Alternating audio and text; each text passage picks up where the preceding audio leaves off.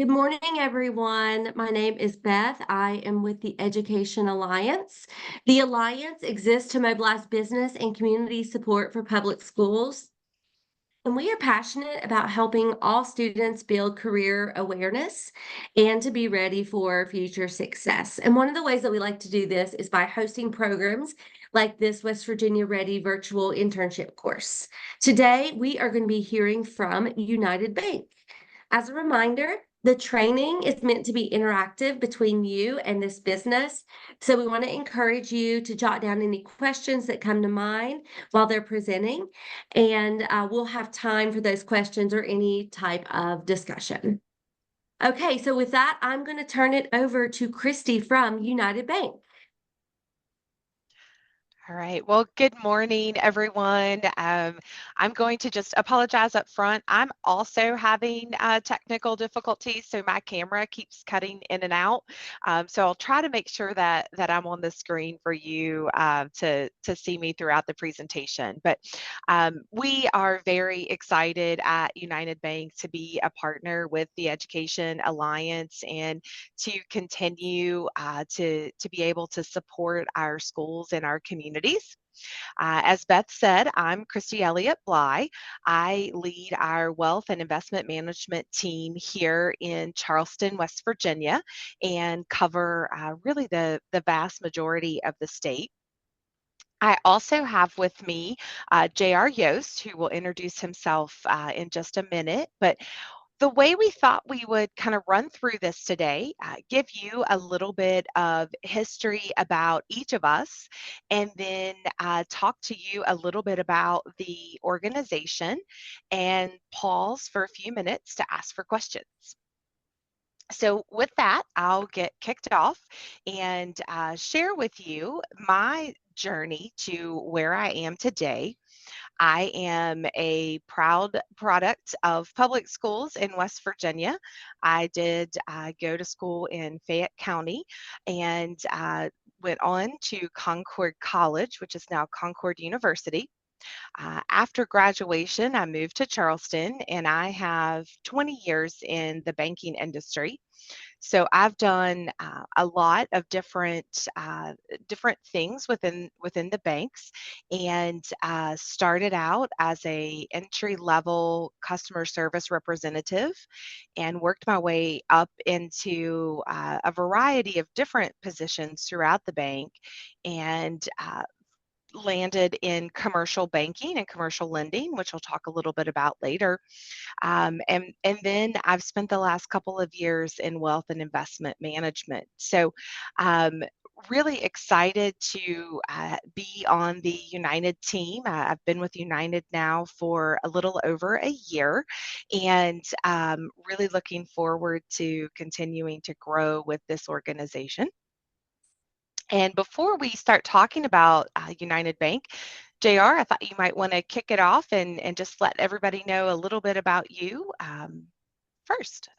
Sure. I'm J.R. Yost. I'm a Wayne County native. Grew up in Wayne County, went to school at Marshall University after I graduated high school.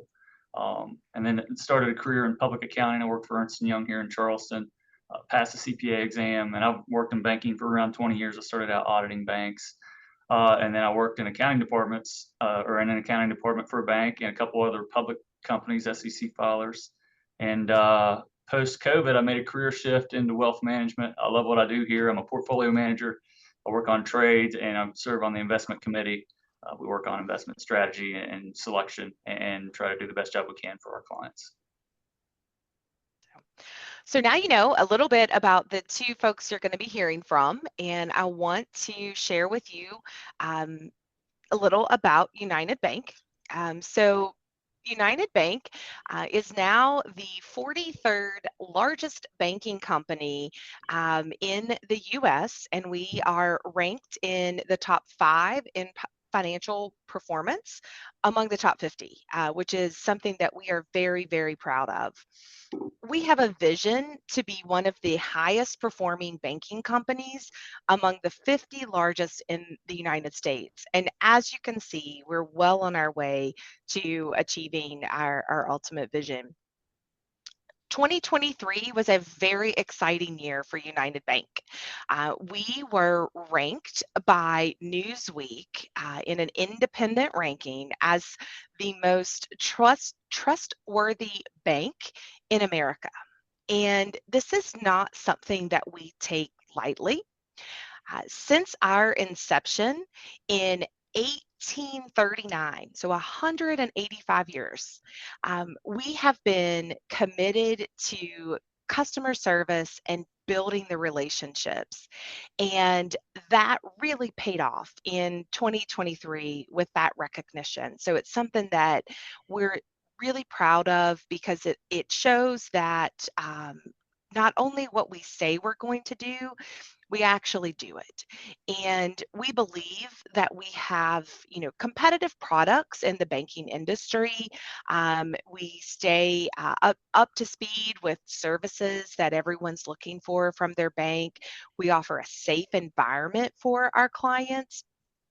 But we also know that the level of service that we provide is second to none. And again, that Newsweek ranking really brought that home for us at United Bank. One interesting fact about United that I think is just very fascinating is while we were founded in 1839, we were founded on St. Patrick's Day. And that goes a long way. Our colors and our heritage. Each year on March 17th, we have a big celebratory party where we invite our clients in to just commemorate all of the years that United has been around. So just last month, we had several folks here in Charleston. We had cakes in all of our branches. We had big celebrations all across our footprint, and our clients were there to share in our 185th year. So over that time, you can see the picture here on your screen. This is our very first bank, which was Parkersburg National in Parkersburg. That bank is still there. It is still our main operating offices in Parkersburg, and I was just in it last month, and it's just very, very interesting to see that things from 1839 are still there and still functioning just like United Bank. So as we've grown, this next slide that I'll share with you really shows you where we are in terms of locations. And you can see that while we started here in Parkersburg, we've grown to encompass the Mid-Atlantic region. And we're duly headquartered in Charleston, West Virginia, as well as Washington, D.C. And that makes United Bank the largest publicly traded company headquartered in West Virginia. And we're very, very proud about that. As we grew, you can see that we've now in West Virginia, we're in the Maryland, DC, Virginia, South Carolina, and one tiny little location in Georgia, but we're there nonetheless. So I think one of the most exciting things that you probably know about United, whether you've realized it or not, is you see us in the way that we support our communities. And this next slide just shows a little bit about some of the organizations that we support from an athletic standpoint. So we are proud to be united with the Mountaineers. We are also a very big sponsor at Marshall University. We're partners with the UVA. We're partners with Clemson. We're partners with James Madison University. So you will see United Bank in all sorts of different sports arenas in the Mid-Atlantic. And that's something that we're very excited about because it's something that we can give back to our communities, to give back to the organizations that mean so much to us and really help promote the education of our next generations. So I'm going to take a breath real quick and just pause to see if you have any questions related to United or any of the information that I've shared with you thus far. Does anybody have any questions? Can you hear me all right? I have a question. Absolutely. Yes, go ahead. For my students, what would be the closest branches to Wayne, if any were interested in being a teller or finding an entry-level job with United? A great question. So we do have a branch, and JR, help me if I say this wrong. We have a branch in Cerrito, Yeah, not yeah. Canova. Okay, I just Yep. I Huntington, make Huntington, sure. Maine is a great branch. Andrew Dawson's market president there. Yeah, also a great location for you guys. I don't think, I'm not sure if we have anything in Wayne proper. I guess I believe Cerrito is our Cerrito is the closest. closest. Mhm. Yeah. Okay, thank you. But it wouldn't just be tellers. I mean, there's commercial lending and yeah, mortgage lending. We have brokerage there, so there are a lot of different roles that you could fill at a bank as close as Cerrito or Huntington. Perfect, thank you. Sure. You're welcome. Any other questions? I don't think so. Okay, well, I know it's early and it's banking. We're used to this. So uh, I'm going to move on and really just talk to you a little bit about some of the products and services that we offer and tie that into some of the positions that are available within the organization. So consumer banking is the most commonly known product that banks offer. So from a consumer banking standpoint, you're talking about making deposits in the branches, making deposits on your phone. Maybe you need a home equity loan. Maybe you want to get that mortgage that JR talked about. So we do have consumer banking products and in consumer banking positions. So those positions would look like a teller. They would look like a client service representative who sets in our lobbies and opens new checking accounts, directs loans. We have branch and operations managers, so making sure that the money in the vault is accurate, making sure that tellers are in balance at the end of the evening, and really just running the operations of the branches. So that's the consumer banking side.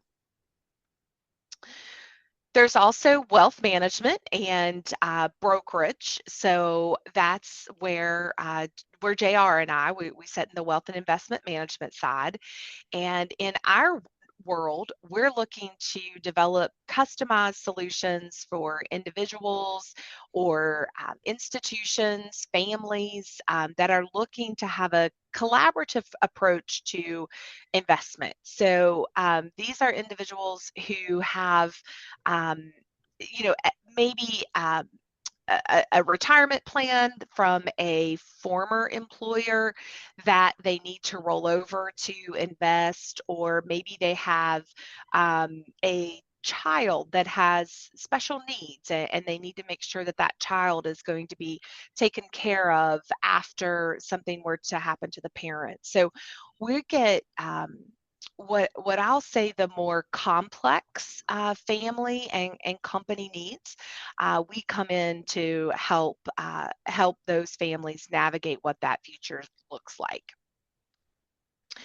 This next slide doesn't really show you any product, but it does show you a lot of what we do on our commercial services side of the house. So when you see this picture, I think it's like, oh wow, this is some exotic area, or look at all these boats and buildings. And what's really neat about this is the bankers are the ones responsible for getting these buildings built.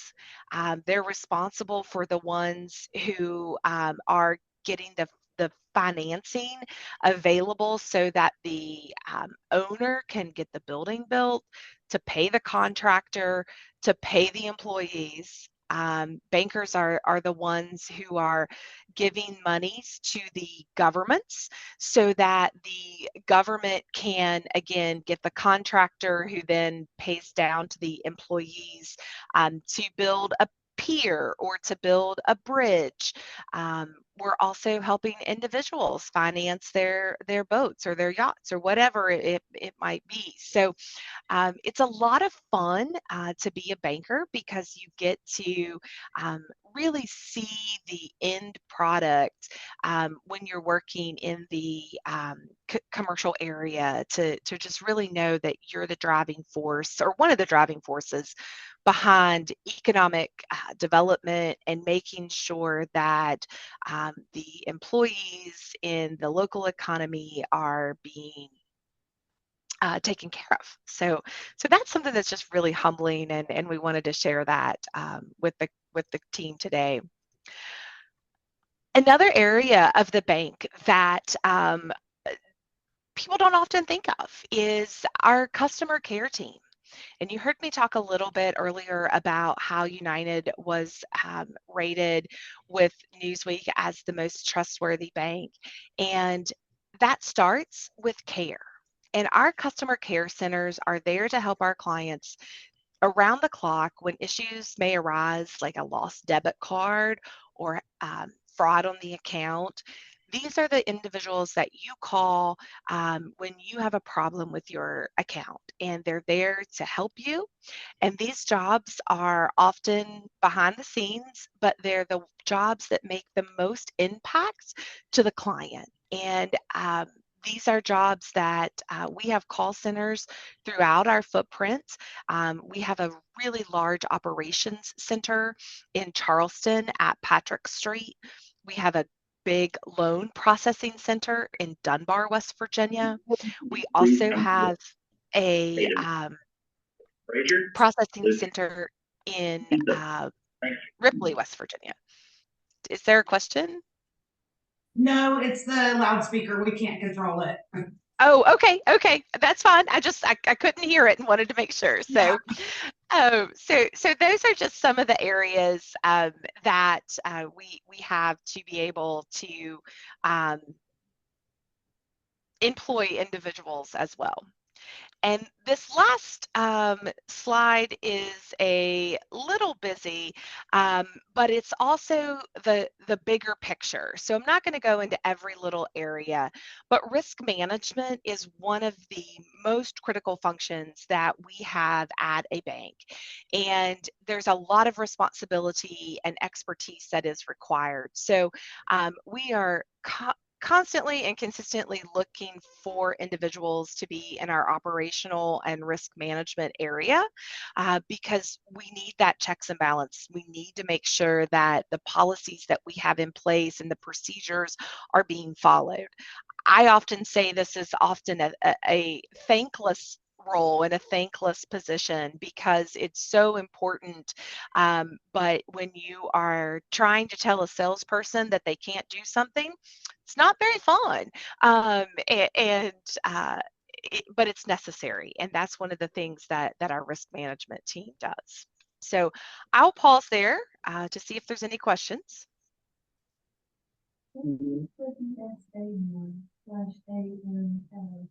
On your last slide, it had said, what is BSA/AML? That's a great question. BSA AML stands for the Bank Secrecy Act and Anti-Money Laundering. So this is something that came, it's been around for years and years and years, but it really got amped up after September 11th of 2001. And these are the policies and procedures that all banks have to follow and make sure that we what's called know your client. So we have to have identifying information such as your physical address, your date of birth, your social security number, your legal name. We have to have all of that information in order to get accounts open, and it's a function to make certain that we know where money's coming from and where money's going to help prevent money laundering. Thank you. I have another question. So my students, some are planning on going to college for various things. Some are going into skilled trades, and some will probably go directly into the workforce. Which jobs at United Bank could be a possibility for students wanting to go straight into the workforce? Of course. That's an excellent question. And I will say there are several jobs that allow for that to happen. And it really just depends on the area that you're looking in. We will often hire entry-level positions like tellers, some of our entry-level operation positions without a 4-year college degree. So the jobs are posted on our website, which is bankwithunited.com. And you can take a look at the jobs that are posted, and it will share with you the qualifications. So don't, I would just say don't let the stigma that you have to have the 4-year degree discourage you from applying for a position, because it's not required for all positions. Perfect. And do tellers always work full time, or do you have college students that work part-time as tellers and then go to school? I'll chime in on that, Christy. One of our analysts in the wealth group did exactly that in Morgantown. He went to college and he worked as a teller part-time, and now he's an analyst in the wealth group and does a great job. Jacob Sonner, we're all proud of him. So yes. Thank you. Absolutely. Yeah, we're always looking for great talent that can work. We will be flexible with the schedule to the extent that we can, allowing for the schooling, whether it's a 2-4-year degree, whatever that might look like. So. Okay, thank you. All right. Well, JR, I'm going to stop talking and let you take over. Sure. Yeah, I want to speak to you about money moves and give you some strategies to maybe improve your financial situation and plan for your future. I was going to ask Christy if you wanted me to switch over and share screen, but it looks like you've got it. So what do you want to be when you grow up is a great question to start thinking about now. And some people in our age bracket still don't know the answer to that. I feel like I feel comfortable that I landed in the right spot and I'm happy doing what I'm doing. But the sooner you can figure out what you want to do, the lifestyle you want to live, and how you're going to support that, the easier it's going to be. And then the question is, of course, what lifestyle do you want to have? Go ahead to the next one. And there are a couple different areas. I tend to lean into all of these. I take bits and pieces of all of it. But you could shoot for a traditional lifestyle where you're focused on your spouse and your family, and that's pretty common and an honorable path. You may have a taste for luxury where you value quality, fashion, travel, good food, nice cars. I think we can all get with that. You may want an adventurous lifestyle. This is where I tend to lean towards the strongest. I like the spontaneity. I like exploration. I like traveling. And then there's volunteerism. You can be involved in your community. You can give back. And I think that's just as important as any other category on the screen right now. This is a bit of a bold statement. I'm not sure I would exactly word it this way, but I'll go ahead and proceed with it. Don't tell me what you value. Show me your budget and I'll tell you what you value. And that's just the general concept that your dollars tend to follow what you're passionate about, what you care about, and what you value. So that was my quick intro piece to what we're talking about here. Christy is clearly the more fun presenter, so she's going to play a game with you guys, and then we'll go back to me and I'll start talking numbers again. Well, thanks so much, JR. So we're going to continue to play with money moves, and you can see the instructions on the screen. So grab something to write with, grab a scratch piece of paper, and I'm going to give each of you $200 to start the activity. Okay. Guys, come on, give us just a second. Okay. Okay, scratch paper and a pencil. Quick, quick, quick, like bunnies. And then you're gonna write $200 at the top of your paper.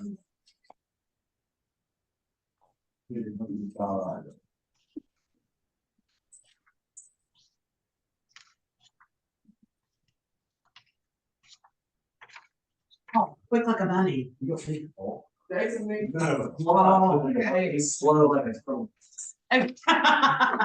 Okay, we're ready. All right. Okay. So what we're going to do is I'm going to give you a choice. You can either earn money, you can spend money, or you can save money. And I want you to do and be honest with yourself, because we're not going to share this. We're not going to tell anybody else. So just think about what you would actually do, not what you think you should do. And be, like I said, be honest. So the first scenario is your friends are planning a night out at a nice restaurant. You weren't planning to go because it wasn't in your budget, but it sounds like a really good idea now. It sounds like a lot of fun. The cost of it will be $35 per person. So will you go? If you choose to go, subtract $35 from your $200. And if you choose not to go, you stay at $200. Everybody understand? So if you're going to the nice dinner, you're gonna subtract $35. If you're gonna pass, you'll just leave your $200 in your account. In your account.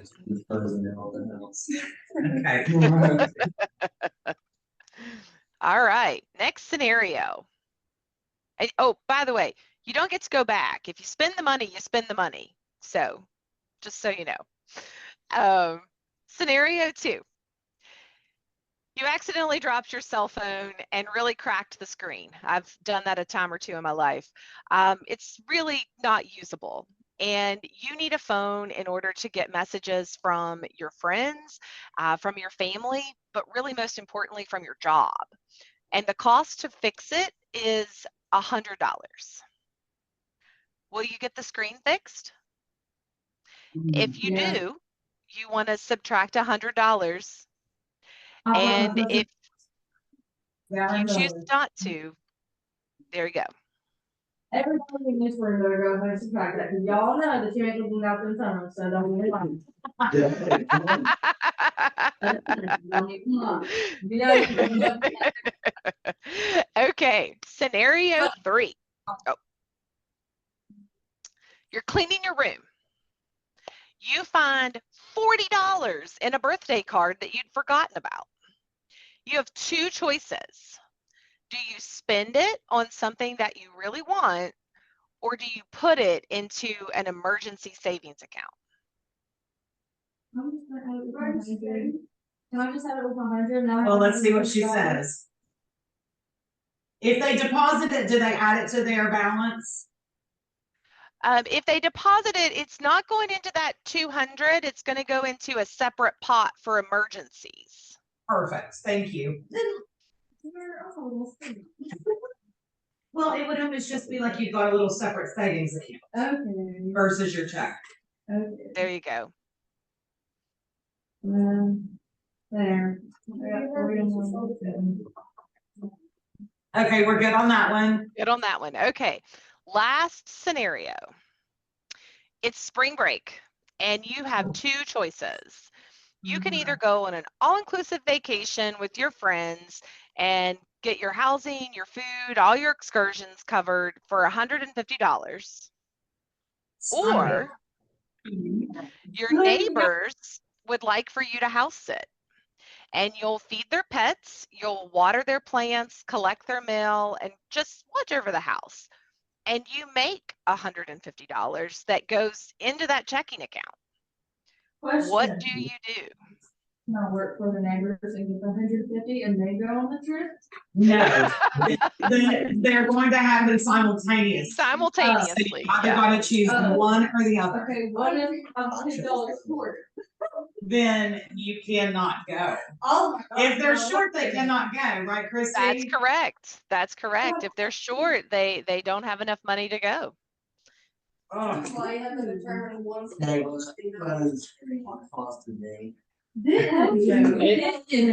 Huh? No, that, Good for you. if I saved the 150, the 40 together, that's what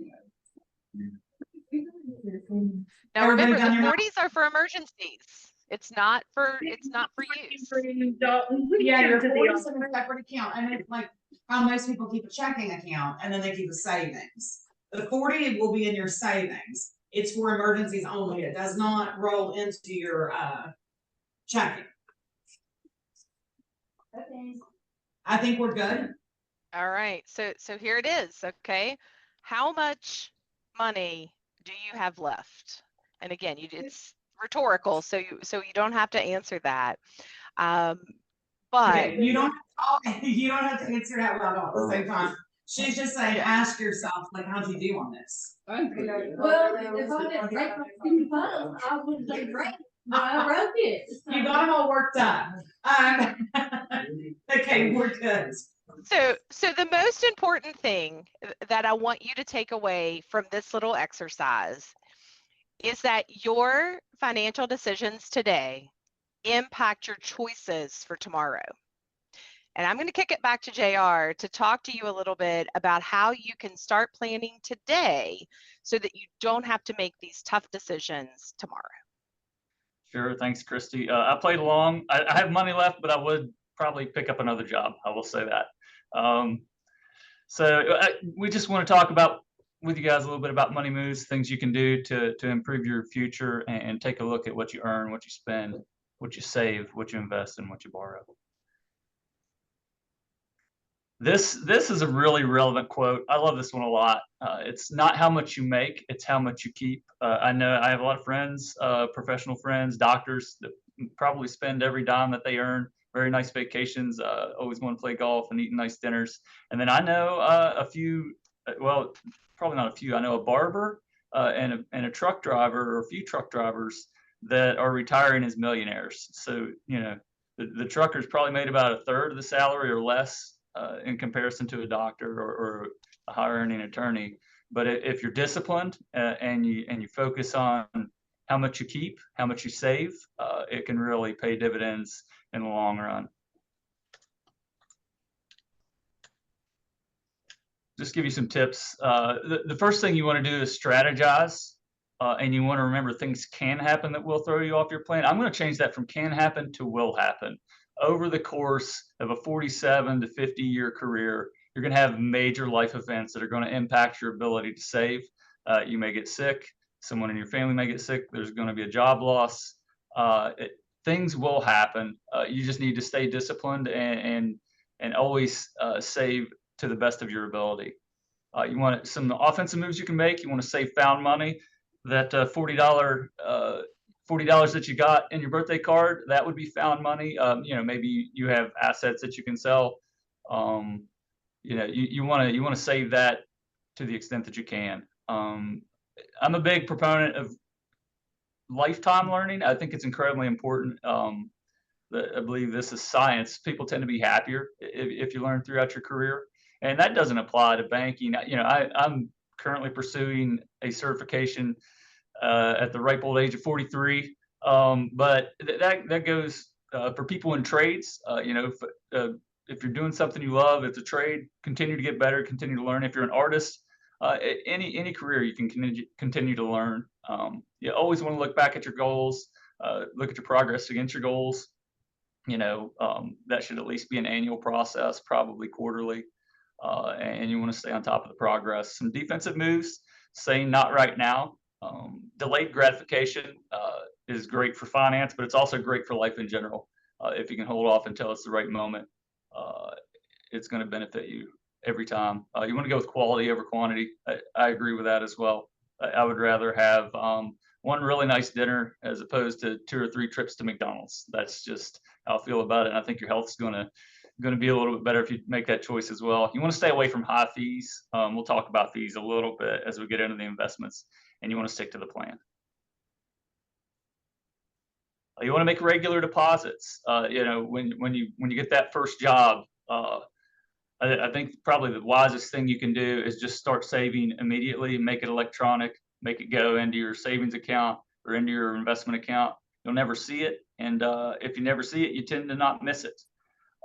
And you want to live by the 50-30-20 rule, which means 50% for needs, 30% for wants, and 20% for savings. If you start that 20% when you start your first job and you never see it, it's going to be a lot easier than trying to creep into that 20% over the course of your career. 50% for needs, those are your essentials. Those are going to be your house, your car. It's 2024. I would say it's your cell phone. These are maybe less flexible, or I wouldn't say less flexible. It just takes more planning to control these. So you want to start small, especially earlier in your career. 30% is for your wants, for your values. That's going to be travel, you know, your hobbies, things that you consider fun. And you should do this. You should certainly spend that 30%. Vacations, you know, you don't want to be all work and no play. And then the 20%, these are for your goals, your long-term goals. I would say at least 10% for retirement. You know, when I was in my 20s, I was saving 15% for retirement. And that once you start creeping into the age bracket that Christy and I are in, it matters a lot more than it does in your 20s. And then 10%, I would say that 10% is for your longer term goals, house, car, or to increase your worth. It's really a key to increasing prosperity, and it's probably your strongest tool in fighting against poverty. If you can just save that 10% and hold on to it, I'll show you a little bit of the power of that in some of the later slides. So we have a savings goal. We want a new home. You know, this price tag, the median home price in West Virginia is $160,000. So this is a little steep, especially for the audience. But if you're moving into a major market, let's say you're moving to Washington, D.C., Columbus, I don't even think you can't touch anything in New York for this dollar value. So, you know, I think it's probably closer to the national median. So let's take a look at the next slide. These are some of the expenses that are going to be associated with that first home purchase or this particular new home purchase. Your down payment, 5%, almost $14,000, $13,392. You have an appraisal fee. That appraisal fee is going to be the same if your house costs $300,000, if it costs $80,000. You're paying the $850. Your first year's insurance is going to be tied to the price of your home. And then these other expenses on the right are going to be financed. So your origination fee is $2,500. You got to pay the attorneys. Your cost of financing, that includes your interest costs. And over the past 2 years, those have skyrocketed. Mortgages are in the range of around 7%, whereas you know, if you got in during COVID or slightly before, you're around 2.75. So your interest costs are significantly lower. So how do we get there? How do we get that $15,000? If you asked me that when I was in high school, $15,000 wasn't something that I could really, it just wasn't accessible to me. So how do we get there?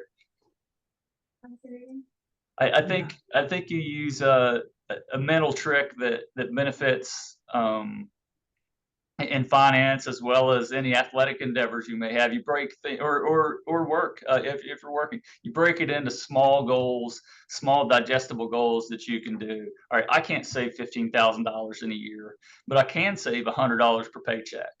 And, you know, if you get paid 24 times a year, it's going to take you around between 5 and 6 years to get there. So you know it's a longer term goal. If you can double that to 200, well, the time span gets cut in half.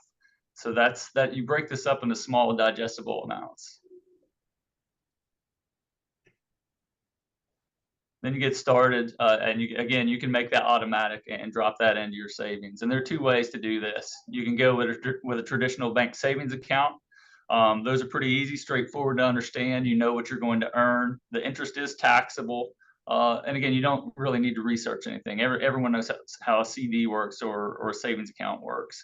If you get into investment accounts, sometimes there are hurdles to entry. You need a certain dollar value to start that. So let's say if you have to have $1,000 to get into a brokerage account, well, then you would build your savings until you get to that $1,000. Then you open up your brokerage. The value fluctuates more There's a higher expected return, but higher risk, and you can lose money over shorter periods of time. In the long run, the rates tend to be much higher than a savings account. You can, if you're in equities, those aren't taxed until you sell them, so you don't pay tax annually on the gains. You only pay them when you cash them in. You're going to pay a fee, and you can reduce those, and you want to be mindful of that. And then you want to have an understanding of what you're investing in. I would never recommend the two different types of accounts. So that summarizes the two different types of accounts that we're speaking to today. The next piece that I'm moving on to, it's probably my favorite and most valuable piece of information that I've learned over the course of my career, college, high school, anything that I've learned in life. This is probably the most valuable. And this first slide is going to show the performance of what a savings account might look like. If you put $10,000 in the account 10 years ago, it's worth $12,180.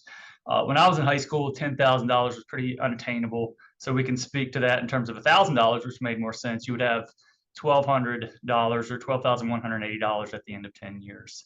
And that would be investing in short-term fixed income securities or savings accounts, something similar to that. Now, if you get into U.S. equities, the S&P 500, which is the most commonly traded index, put 10,000 in, that's 28,000 at the end of 10 years. Or if you're looking in the term of $1,000, that would be 2,800. And that's where the real returns are. Granted, there's more risk there, but in terms of growing wealth or saving for anything in the future, this is going to be your strongest area of growth. And it's not isolated to these most recent 10 years. If you go back to the history of the stock market, you see similar performance over time. Over the past 100 years, you're going to see something similar to this. So our savings pyramid, you want to use investment accounts for long-term goals, lump sum payments, retirement, or building net worth. And then your short-term fixed income, it's going to be more of your emergency fund, your short-term savings goals. And also, if you're more risk averse, some people don't feel comfortable investing in equities. They aren't comfortable with the risk, and you always want to go into the area that you're most comfortable with. There are trade-offs. You could compare the two charts. Increasing your income by almost 3 times under equities and 20% in savings. There are trade-offs. The risk there's a big difference in risk. There are many ways you can do this: stocks and bonds, ETFs, mutual funds. I wouldn't recommend options to most people. A seasoned, well-read, educated investor could use options to hedge against downside risk. But that's pretty complex. I would stay away from that, especially in the younger area of life. If you got more seasoned, got the education, I would certainly not speak against it. But until you get the education, I would stay away from that. And then savings accounts, money markets, CDs are all pretty straightforward, and I think most people understand those. And we spoke to this earlier, but you want to continue to make contributions over time. That's really how you grow that. So work hard, save hard. And this is really, this session can change your life if you make it a lifestyle that you implement. So don't let this be a session you take, but rather a lifestyle you embrace. It is a lifestyle change, but it's a very valuable one. And that concludes our message for today. I hope you guys had a good time listening to this, and we appreciate your time. Thank you.